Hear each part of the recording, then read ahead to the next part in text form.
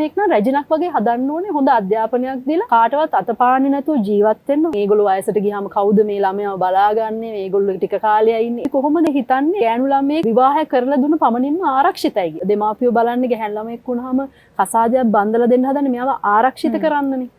මෙයාට කන්න බොන්න දෙන්න, මෙයාගේ ජීවිතය ආරක්ෂිත වෙන්න, මෙයාව මේ සමාජයෙන් බේරගන්න. මෙයා දැන් ඒගොල්ලෝ වයසට ගියාම කවුද මේ ළමයාව බලාගන්නේ? මේගොල්ලෝ ටික කාලයක් ඉන්නේ. එහෙම ප්‍රශ්න ටිකක් නේ තියෙන්නේ.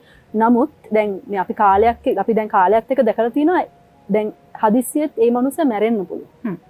සමහරලාට දාලා යන්න පුළුවන්.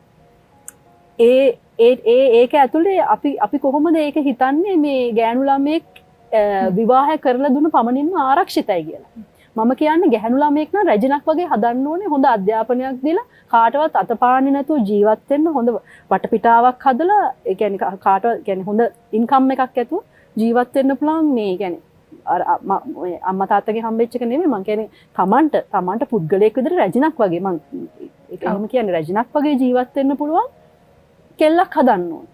මම කියන්නේ අම්මලා තාත්තලාට කරන්න පුළුවන් නම් ගෑන් ළමයෙක්ට ඒක තමයි කරන්න පුළුවන් ලොකුම දේ කසාදයක් නෙමෙයි. කසාදය කියන්නේ පාර්ට්නර් කෙනෙක්. තමන්ගේ දේවල් බෙදා ගන්න, ගෙදරට ගියාම තමන්ගේ ප්‍රශ්නයක් තියෙනවා නම් කතා කරන්න, දවසේ දේවල් කතා කරන්න, ආදරය බෙදා ගන්න, ලිංගිකත්වය, ඒ සියලුම දේවල්.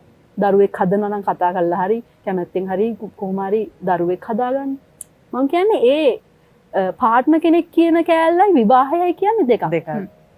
විවාහය කියන්නේ ආරක්ෂිත තැනක් නෙමෙයි. හැබැයි හොඳ පාර්ට්නර් කෙනෙක් කියන්නේ ගැහණියක්ට හොඳ ශක්තිමත් යාළුවෙක් හරි සහකරුවෙක් හරි කියන්නේ හොඳ තැනක්. ඒක නරක නෑ. නමුත් විවාහය කියන ඒ නම මේ ගෑල් ළමයෙක්ට මේ ආරක්ෂිත තැනක් කියන එක මම කියන්නේ දැන් සමාජයෙන් ඒක අයින් කරන්න. ඔව්.